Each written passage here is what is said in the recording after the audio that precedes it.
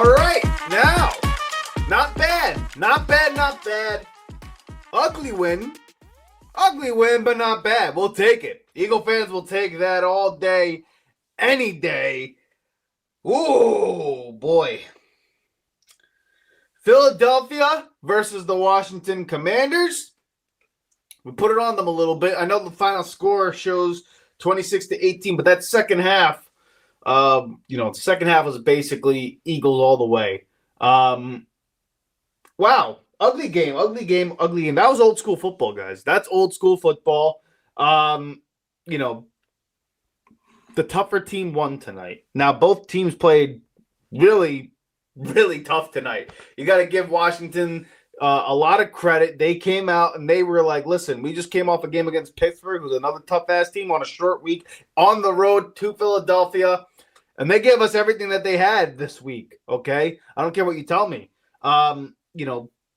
First half was 7-3, Washington. Washington was in control. Philadelphia would go down the field, but would not execute in the red zone, would miss field goal kicks. I don't know what's up with Jake Elliott this year. He's been really off this year. Wide left on every kick. He missed 2 field goals tonight and an extra point. All wide left. So something's obviously up. Everyone wants to talk about getting a new kicker. You don't need a new fucking kicker, okay? Sorry, I'm going right off the rails with the F-bombs all of a sudden, but, you don't need a new kicker. You just got to figure out what's going on with Jake Elliott right now and, get his confidence back up so he doesn't have the yips, okay? We're going to talk about this game a little bit more. Philadelphia completely dominated on the box score. If you look at it, 434 yards to 264. Beat them in the turnover battle. Third down, they were much better in. 9 for 16 versus 3 for 12. Completely dominated the game on the ground. 40 rushing attempts tonight for 228 and 3 tuds. That was a Barkley. Barkley had a really big game. 26 attempts, 146 yards, 2 touchdowns, both of them in the fourth quarter to close out the game. And then Jalen Hurts sprinkled in another quarterback sneak touchdown. He was a little off tonight in the passing game, looked ugly, and he's not a polished passer. Like it's not quite 2022, but it's not quite as bad as 2023, right? But again, no turnovers tonight. Kept the game relatively clean. Took what they gave him, and I mean, look, he missed some throws. And I think he got smacked around tonight. I thought he was concussed in the first half, and sucked it up, dealt with it, came out in the second half. He's a tough son of a bitch, that dude. Finished out the game, but this was a gut check win for Philadelphia. Division rival, NFC East. I didn't care about the style points tonight. You don't give a shit about style points. Tonight was about getting the dub. You got a 1.5 game lead now in the NFC East. Plus, you're a game closer to the number 1 seed with Detroit. So tonight was a huge win in primetime. I don't care how ugly it looked. I don't give a crap that it didn't look sexy in the box score and we didn't throw the ball all over the yard. I don't give a shit. You went out, got the dub against a division rival who was playing good football, okay? And you got a comfortable lead now in the NFC East. That's all that matters tonight. And, again, we're going to talk about some of the highlights in this game. I got to give kudos to the defense because we're going to talk about players on the defensive side of the ball and Saquon Barkley in just a moment. But before I do that, you know what it is. This is the Riding the Bench Eagles podcast. I'm your host, Asif Badi, and I am here just to give a platform for Eagle fans to talk about the birds in the midnight green, and I want to hear the fans on the opposite side of this camera, what their opinions are, what their conclusions are about this team, because I want to host a Lombardi Trophy at the end of the year. And if you're down with that, and you're down with that message, then I have 2 things to ask of you. Like and subscribe. Help me get out to as many other Eagle fans out there as much as possible, and that would be greatly appreciated by yours truly. Now, let's talk about this game, guys. The Philadelphia Eagles, man. This defense, guys, I am finally declaring that it's for real. It's definitely for real. This defense has been excellent since the bye week. Hell, it's been pretty good since even week 2 of the season. I know the Buccaneers game was a little shitty, right? That was like an awful game. But, holding Atlanta relatively, even though we had the last drive, but they held them to 21, 22 points. Hold the Saints at the time, who was a juggernaut, dropping 40 a game to 12 points. And then again, since the bye week, they've just been getting better and better and better. And guys, to me, the player of the night was Jalen Carter. He was a wrecking ball all night. I mean, controlled the interior of the line here in pass rushing, run stopping, filling the gaps, taking on double teams, beating guys off the ball, wrecking havoc in the backfield. The guy was all over the field. He kept this game close a lot of the times in the first half, letting other guys being able to clean up the mess that he created. Like, completely mucked up the game for Washington. But again, Zach Bond played great. Nakobe Dean had his great moments here. Quinyon Mitchell is guys. I wasn't a big fan of the Quinyon Bay talk, but it's getting to a point now where you're like, holy shit, this is becoming like shut down Cornerville. Like, it is becoming. It's too many receivers, too many weeks in a row where you're not throwing the ball to 27. He's been an unbelievable football player, guys. Look, Dejean's been great. I think Quinyon Mitchell's been better than him. And I know Dejean makes more of an impact because he's on the slot and he plays the run well and he's really good in the pass. But Quinyon Mitchell's been an excellent ball player. I mean, an absolute sensational football player this year. And tonight, him, along with Jalen Carter, just came up super big. And then you know what? How even Nolan Smith had a big-time sack. When we needed plays, Brandon Graham, Josh Sweat, Nolan Smith, Zach Ball. I mean, guys just made plays all night. And then to close it out, Reed Blankenship got the interception. And then, just an overall dominating performance by this defense. You got to give kudos to them. Kudos to Vic Fangio, because in the beginning of the year, I thought this defense was going to struggle badly. I did not, nor did anybody on the opposite side of this camera. I don't care if you're the biggest Eagle fan possible. You are not expecting this Philadelphia Eagles defense to look the way it does right now, especially the way we've looked the past year and a half. You just can't. There's no way you could convince me that you thought this was going to be one of the best defensive units in football. They've been unbelievable, keeping this team in games, especially considering the slow starts that we have on the offensive side of the ball. This defense just continues to carry what this team, week after week after week. It just does what it needs to do to win the ball game. And then with that, let's talk about the offensive side of the ball, because the identity is true. We're a running football team now, okay? In the first half, we always come out with a game plan of just wanting to chuck the ball all over the yard. And I get it. You got all these toys on the outside with A.J. Brown, Devontae Smith, Dallas Goedert. You paid Jalen Hurts $50 million. And you want to show like, hey, I paid my guy $50 million. I want him to chuck the fucking ball around. But that's also why this team comes out to such slow starts. Now, yes, we missed field goals on the opening drives, but poor execution on some of the offensive plays. Jalen Hurts missing throws, missing reads. Devontae Smith dropped the pass. Just discombobulated offense, okay?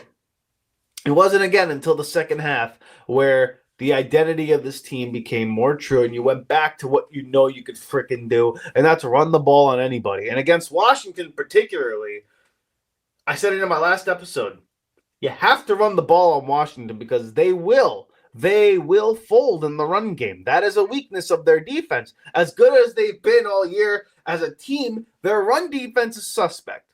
And Philadelphia, like I said before, ran it 40 times for 228 yards, 3 touchdowns. That's how you beat Washington. That's what you needed to do. And they went out and did that in the second half. And Saquon Barkley, once again, home run hitter, but also an underrated physical closer as an RB1, as a running back. He didn't have that rep in New York. I did not see that in New York. And again, he never had the opportunity to do so. But again, Saquon Barkley, along with Derrick Henry, have been two of the biggest free agent signings in the NFL offseason. And they've made the most impact on the number 1 and number 2 rushing attack in football. Like the age of running back is coming back once again. Because quarterback play is not great anymore. You got great players at quarterback like Mahomes, Allen, Lamar, Burrow, right? Stafford even. I'm not going to put Jalen Hurts in the great category just yet. We'll get to him. But quarterback play is becoming not necessarily quarterbacking, but understanding your playbook. And Tom Brady has a great clip about building a program versus understanding a playbook. It's a really great clip. If you guys, try to look for that clip. It's really good. I think he did it on the Stephen A. Smith show. Great interview, great clip. But quarterbacking is not necessarily the art form anymore. It's understanding your playbook, which is what separates the great quarterbacks in the NFL today versus good quarterbacks. And Jalen Hurts is a good quarterback, okay? Not the greatest passer of the football. He could throw it, not a great passer. There's a little bit of nuance in that. And you saw it tonight. Missing throws, missing reads, not just like routine stuff that you would want to see get hit all the time. He doesn't do. He's not polished. But I'll tell you one thing about Jalen Hurts in this offense. It's tough as shit. Like I give a lot of shit to Nick Sirianni about preaching toughness and we're like such a soft team. This football team this year, gotta hand it to him. This is a tough group of motherfuckers, man. This is a tough football team. And your quarterback might be the toughest dude on the offense, which is crazy. Look at me, I'm hitting the microphone. Jalen Hurts is a tough son of a bitch. He proved it tonight. I mean, I thought in the first half, like I said, I thought that dude was concussed. He got smacked around all night, looked wobbly, looked shaky, even when throwing the ball. I'm like, I know he's not the greatest passer, but he ain't missing throws like this. Right, this, particularly the one to A.J. Brown on the left sideline when Jeremy Chin fell. Missed him by 7-8 yards. That's A.J. Brown you're talking about. You don't miss throws to him. And came out in the second half, immediately ran a read option play, drove down the field.